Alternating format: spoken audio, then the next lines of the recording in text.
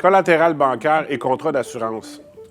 J'ai expliqué quand je parlais de participative, des contrats d'assurance, où est-ce qu'on pouvait mettre de l'argent dedans. Puis d'autres contrats d'assurance ici, ce qu'on fait, c'est qu'on demande un collatéral à l'institution financière. Puis eux, ils prennent en garantie. En fait, ils prennent possession du contrat le temps que vous remboursez sa dette.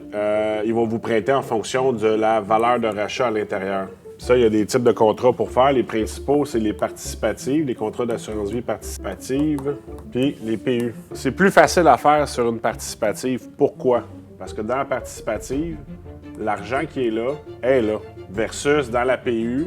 Ce que je veux dire ici, c'est qu'une année que le fonds de participation ferait moins 14, bien, ils vont juste verser 0 participation. Ce qui va avoir été accumulé depuis, exemple, les 15-20 dernières années, bien, ils vont être là pareil, ça existe, c'est votre argent. Les participations, puis à chaque année, est-ce qu'on vous en verse, est-ce qu'on vous en verse pas? C'est pour ça que c'est plus facile de faire un collatéral avec. Avec une PU, qu'est-ce qui pourrait causer problème? C'est que dans une PU, il y a un montant d'assurance, puis après ça, il y a, parce qu'on fait toujours un bang, là, dans le fond, là, parce qu'on peut placer de l'argent supplémentaire. Ce que je veux dire ici, c'est que le fonds de placement que vous allez choisir peut être des fonds à 100 actions, des fonds à 60 actions, 40 revenus. Mais quand vous allez voir la banque, tu sais, ici, ce qui est le fun, c'est que c'est quelque chose qui est garanti, quelque chose qui est solide, quelque chose qui est en place.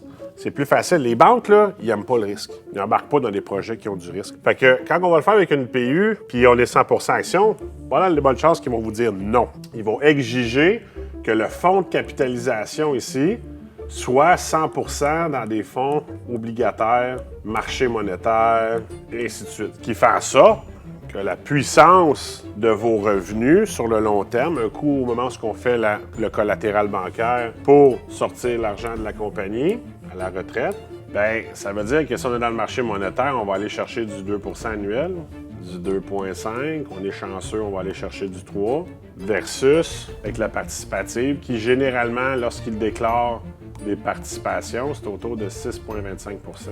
À long terme, surtout si on ne paye pas les intérêts année après année, parce qu'on peut se permettre, en faisant le collatéral bancaire, de payer les intérêts juste au décès, avec le capital d'assurance vie et le fonds de capitalisation.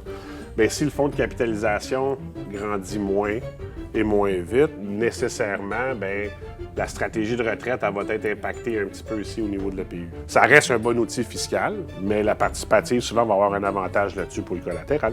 Pour plus de questions au niveau des assurances et des stratégies d'assurance, vous pouvez nous appeler, on va vous aider.